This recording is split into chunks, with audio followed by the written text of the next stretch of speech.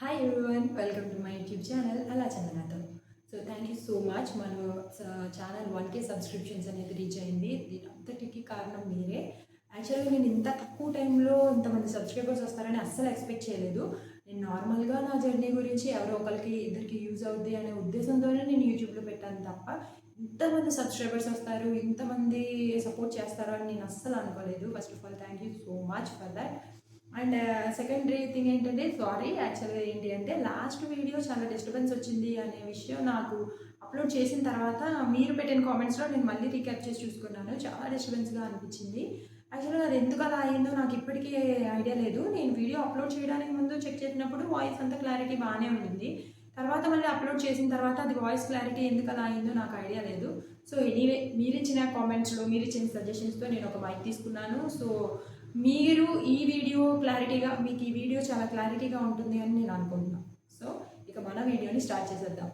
ఈరోజు వీడియోలో main theme ఏంటి అంటే roster cycle and roster points గురించి నేను మీకు ఎక్స్ప్లెయిన్ చేద్దాం అనుకుంటున్నాను. సో ఫస్టే చెప్తున్నాను, ఇది మిమ్మల్ని భయపెట్టడానికి కాదు, మీలో ఇంకా టెన్షన్ పెంచడానికి అస్సలే కాదు. ఐడియా ఇవ్వడం కోసం మాత్రమే తప్ప మీరు చదివేటప్పుడు దీన్ని కూడా దృష్టిలో పెట్టుకుని చదివితే ఇంకొంచెం ఎక్కువ మీరు టైం స్పెండ్ చేయడానికి కానీ, మీరు దాని మీద ఫోకస్ పెట్టడానికి కానీ అవకాశం ఉంటుందనే ఉద్దేశంతోనే నేను మీకు ఈరోజు చెప్తున్నాను. సో ఇండియన్ కాన్స్టిట్యూషన్లో కొన్ని కేటగిరీస్కి కంపల్సరీ రిజర్వేషన్ అనేది ఇచ్చింది. సో మన కంపల్సరీ రిజర్వేషన్ ఎంత పర్సంటేజ్ అనేసి ఫిక్సేషన్ చేసి ఇవ్వడం జరిగింది. సో దాని ప్రకారం మన రాష్ట్ర సైకిల్ అనేది తయారవుతుంది. సో రాష్ట్ర సైకిల్ డిస్ప్లే ఇక్కడ మీకు కనిపిస్తుంది. సో ఒకవేళ ఇది కనుక క్లారిటీ లేకపోతే మీకు డిస్క్రిప్షన్లో నేను ఫైల్స్ అనేవి అటాచ్ చేస్తాను. సో మీరు డౌన్లోడ్ చేసుకుని చెక్ చేసుకోవచ్చు.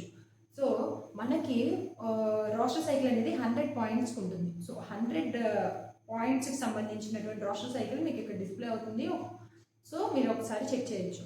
ఈ రాష్ట్ర సైకిల్ ఎలా ఉంటుంది అంటే మొత్తం 100 పాయింట్స్ ఉంటాయి. ఈ 100 పాయింట్స్కి, రాష్ట్ర పాయింట్స్కి మనకి 50% కంపల్సరీ ఓపెన్ కేటగిరీకి ఇస్తారు.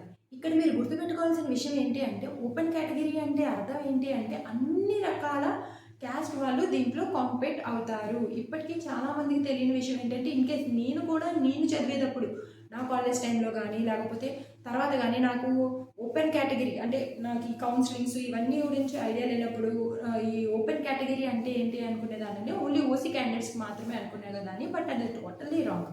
ఓపెన్ కేటగిరీ అంటే అన్ని కేటగిరీస్ వాళ్ళు కూడా దీంట్లో కాంపీట్ అవ్వచ్చు.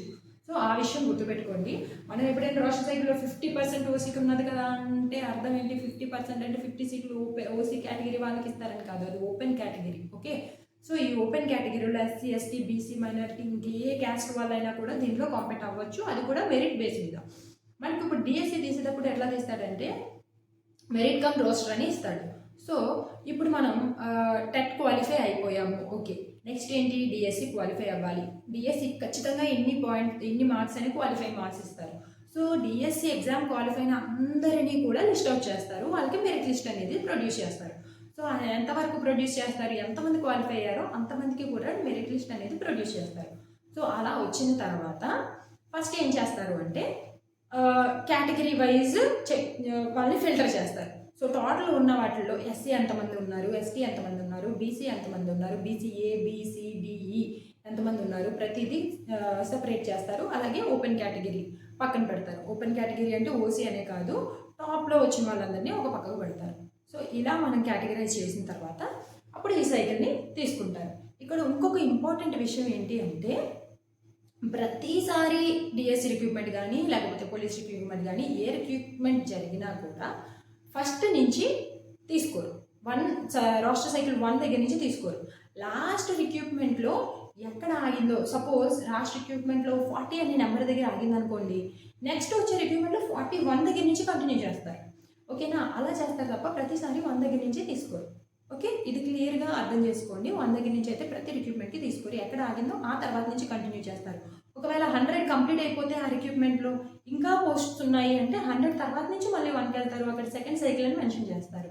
మీ మెరిట్ లిస్టులో ఇచ్చిన తర్వాత ఫైనల్ సెలక్షన్ లిస్టులో ఇచ్చినప్పుడు అక్కడ మీకు సెకండ్ రాస్టర్ సైకిల్ అని చెప్పేసి మెన్షన్ చేస్తారు. ఒకవేళ అది అయిపోతే థర్డ్ రాస్టర్ సైకిల్, అది కూడా అయిపోతే ఫోర్త్ రాస్టర్ సైకిల్, అలా సైకిల్ని రొటేట్ చేస్తూ ఉంటారు అనమాట. అంతే తప్ప ప్రతిసారి 1 నుంచి అయితే తీసుకోరు. సో ఇక్కడ ఉన్న 100కి నేను మీకు చెప్పాను కదా ఓసీకి 50, ఓపెన్ కేటగిరీ 50% ఆఫ్ పాయింట్స్ అనేవి ఓసీ కేటగిరీకి ఇస్తే, మరి ఎస్సీకి 15% ఇస్తారు. 100లో 15% అంటే 15 సీట్స్ అనేవి, అంటే 15 పాయింట్స్ అనేవి ఎస్సీ కేటగిరీకి అలాట్ చేస్తారు. అలాగే ఎస్టీ కేటగిరీకి వచ్చేసరికి 6 పాయింట్స్ అనేవి ఎస్టీ కేటగిరీకి అలాట్ చేస్తారు. రిమైనింగ్ బీసీకి 29 పాయింట్స్ అనేవి బీసీకి అలాట్ చేస్తారు.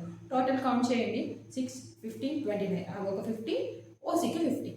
సో ఈ ఓసీ కేటగిరీలో, ఓపెన్ కేటగిరీలో మళ్ళీ ఫిజికల్లీ హ్యాండిక్యాప్డ్కి 4 సీట్స్ ఉంటాయి. అలాగే ఎక్స్ సర్వీస్ మ్యాన్కి 2 సీట్స్ ఉంటాయి. 2 రాస్టర్ పాయింట్స్ అనేవి ఎక్స్ సర్వీస్ మ్యాన్కి కేటాయిస్తారు. అలాగే ఇంకొక 2 వచ్చేసి స్పోర్ట్స్ కేటగిరీకి ఇస్తారనమాట. సో ఇలా 100 పాయింట్స్ని వాళ్ళు కేటగిరైజ్ చేసి పక్కన పెట్టుకుంటారు. ఓకేనా? ఇందులో మళ్ళీ మనకి ఉమెన్స్కి సపరేట్గా 33.3% అనే రిజర్వేషన్ అనేది ఉమెన్స్కి సపరేట్గా ఉంటుంది. ఇక్కడ డబ్ల్యూ అని ఉంది చూడండి, అది ఓసీ ఉమెన్స్కి సంబంధించింది. ఓసీ ఉమెన్ లేదా బీసీ ఉమెన్ వీళ్ళకి ఖచ్చితంగా ఉమెన్స్కి మాత్రమే ఆ రాస్టర్ సైకిల్లో ఇస్తారు. సపోజ్ ఫస్ట్ ర్యాంక్ వాళ్ళు ఎస్సీ ఉమెన్, ఒకవేళ ఎస్సీ ఉమెన్ ఎక్కడా లేరనుకోండి 100 లోపు, 100 తర్వాత వెళ్తారు. 100 ర్యాంకింగ్ వరకు ఎస్సీ ఉమెన్ ఎవరు లేరు. నెక్స్ట్ 100 తర్వాత 120 ఎంతవరకు వాళ్ళు మెరిట్ లిస్ట్ ఇస్తారు. ఆ మెరిట్ లిస్ట్లో మొత్తం ఎక్కడైతే ఎస్సీ ఉమెన్ ఉందో ఖచ్చితంగా ఆవిడ 1000 ర్యాంక్ రానివ్వండి, 2000 ర్యాంక్ రానివ్వండి, 3000 ర్యాంక్ రానివ్వండి, ఏ ర్యాంక్ వచ్చినా సరే ఎస్సీ ఉమెన్ ఎక్కడ ఉంటారో వాళ్ళని తీసుకొచ్చి 3rd పొజిషన్లో పెడతారు. 2nd పొజిషన్లో ఎస్సీ ఉమెన్కి కేటగిరైజ్ చేస్తారనమాట. ఇలాగా ప్రతి సీటు కూడా వాళ్ళకి కేటాయించిన కేటగిరీ వాళ్ళకు మాత్రమే దాన్ని ఇస్తారు. ఇక్కడ మీకు డౌట్ ఉందా? సో ఇది కొంచెం క్లియర్గా అర్థం చేసుకోవడానికి ట్రై చేయండి. అంత పెద్ద టాపిక్ ఏం కాదు, జనరల్ టాపికే అనమాట. సో ఈ రోస్టర్ సైకిల్ అనేది ఇలా ఉంటుంది. బట్ ఇప్పుడు ఏంటి అంటే ఈడబ్ల్యూఎస్ అనేది సపరేట్గా కూడా యాడ్ చేశారు. ఈడబ్ల్యూఎస్కి 10% ఆఫ్ సీట్స్ అనేవి ఈడబ్ల్యూఎస్కి కూడా మెన్షన్ చేశారు. ఆ ఈడబ్ల్యూఎస్కి సంబంధించినటువంటి క్లిప్పింగ్ కూడా నేను మీకు ఇక్కడ చూపిస్తాను. మొత్తం 100లో 10 సీట్స్ ఏంటి అంటే ఈడబ్ల్యూఎస్కి కేటాయించడం జరిగింది. సో అది కూడా రాష్ట్ర సైకిల్లో ఈడబ్ల్యూఎస్ అని మెన్షన్ చేశారు. ఓపెన్ కేటగిరీలోనే ఈడబ్ల్యూఎస్. మీరు ఒకటి గుర్తుపెట్టుకోండి, ఎస్సీ, ఎస్టీ, బీసీ సీట్స్ని మాత్రం ఎట్టి పరిస్థితుల్లోనూ ఓపెన్ కేటగిరీస్కి ఇచ్చే అవకాశం ఉండదు. ఎస్సీ కానీ ఎస్టీ కానీ ఒకవేళ ఈ ఇయర్లో తీసిన రిక్రూట్మెంట్లో ఎస్సీ, ఎస్టీ ఎవరు లేరు అనుకోండి, అసలు ఎవరు రాయలేదు అనుకోండి, ఆ పోస్ట్ని అలాగే ఉంచి డిస్ట్రిక్ట్ సెలక్షన్ కమిషన్ పంపిస్తారు.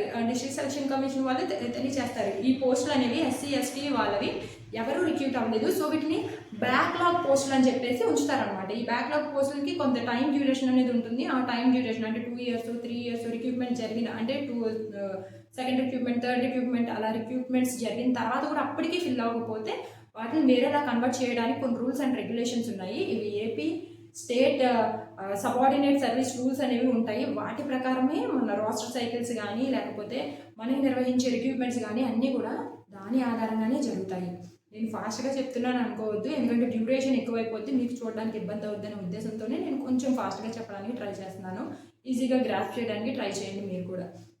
సో ఈ రాస్టర్ సైకిల్ ఇంకా ఎక్కడ యూజ్ చేస్తారు అంటే ప్రమోషన్ ఛానల్లో కూడా ఇదే రాస్టర్ సైకిల్ని యూజ్ చేస్తారు. వచ్చింది. సో రాస్టర్ ఎక్కడి నుంచి స్టార్ట్ చేస్తారు అనేది డిస్ట్రిక్ట్ సెలక్షన్ కమిషన్ వాళ్ళకి మాత్రమే ఐడియా ఉంటుంది. వాళ్ళు మేబీ పబ్లికేషన్ అనేది ఇవ్వచ్చు.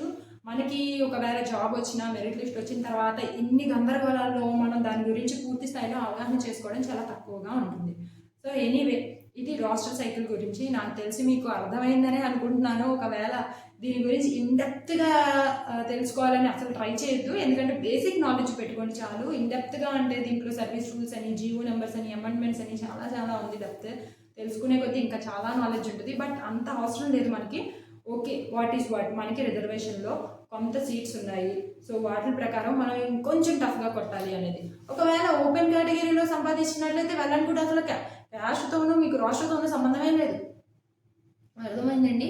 ఎస్సీ, ఎస్టీ, బీసీ వాళ్ళు బాగా చదవండి, టాప్ ర్యాంక్ తెచ్చుకోండి, ఓపెన్ కేటగిరీ తీసుకోండి. అంటే మీ రాస్టర్ స్టార్ట్ అయినప్పుడు సో మీకు రిజర్వేషన్తో సంబంధం లేకుండా ఓపెన్ కేటగిరీలో కొట్టడానికి ట్రై చేయండి. మనల్ని పూర్తి స్థాయిలో నమ్మి పూర్తి స్థాయిలో మన ఎఫర్ట్ అంతా 100% పెట్టి చదవండి. మీరు ఎంత అయితే ఇవ్వగలుగుతారో అంతా పెట్టి చదవండి. మీ కెపాసిటీ ఎంత ఉంటుందో అంత కెపాసిటీని యూజ్ చేయండి. అంతేగాని నేను ఇలా అంటున్నానని వేరే అనుకోవద్దు, మాకు రిజర్వేషన్ ఉంది కదా సో మేము కొంచెం తక్కువ చదివినా ఎక్కువ చదివినా పర్వాలేదు, తక్కువ చదివినా మాకు రావడానికి అవకాశం ఉంది, అట్లా ఎవరు అలా అనుకోవద్దండి. ఓపెన్ కేటగిరీ అయినా మేము ఎక్కువ చదవాలి, మాకు రిజర్వేషన్ లేదు, ఇదంతా సెకండరీ థింగ్. మీరు ముందు మిమ్మల్ని పూర్తి స్థాయిలో మీ ఎఫర్ట్ పెట్టి చదవండి. అంతేగాని వీటి మీద డిపెండ్ అయ్యి లేకపోతే కేటగిరీ నాకు ఉంది కదా, నాకు జాబ్ ఈజీగా వస్తుంది, ఇలాంటి ఫిజికల్లీ హ్యాండిక్యాప్స్ కానీ ఇలాంటి వాళ్ళు నాకు జాబ్ రావడానికి నాకు రిజర్వేషన్ ఉంటుంది.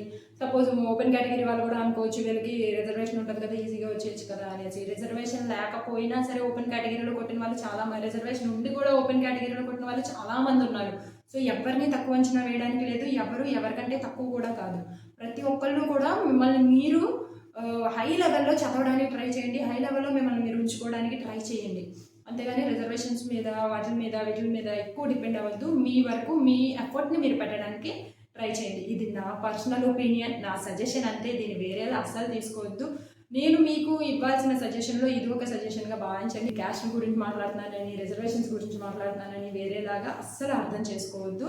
జస్ట్ ఒక సజెషన్ మాత్రమే. సో మీ వాల్యుబుల్ టైంని నా వీడియో చూడడం కోసం, ఇంతసేపు మీ టైంని నా కోసం తెచ్చినందుకు చాలా చాలా థ్యాంక్స్. అలాగే నన్ను సపోర్ట్ చేస్తూ ఉండండి. మీకు కనుక ఈ వీడియో నచ్చితే లైక్ చేసి, షేర్ చేసి, అలాగే సబ్స్క్రైబ్ చేయడం మాత్రం అస్సలు మర్చిపోవద్దు. నా వీడియోస్ చూస్తున్న వాళ్ళు, సబ్స్క్రైబ్ చేసిన వాళ్ళు 1% చూస్తే, సబ్స్క్రైబ్ చేయని వాళ్ళే 99% చూస్తున్నారు. సో ప్లీజ్ దయచేసి సబ్స్క్రైబ్ చేసుకోండి. ఇది నా హంబుల్ రిక్వెస్ట్ మాత్రమే. Thank you one and all. Thank you so much.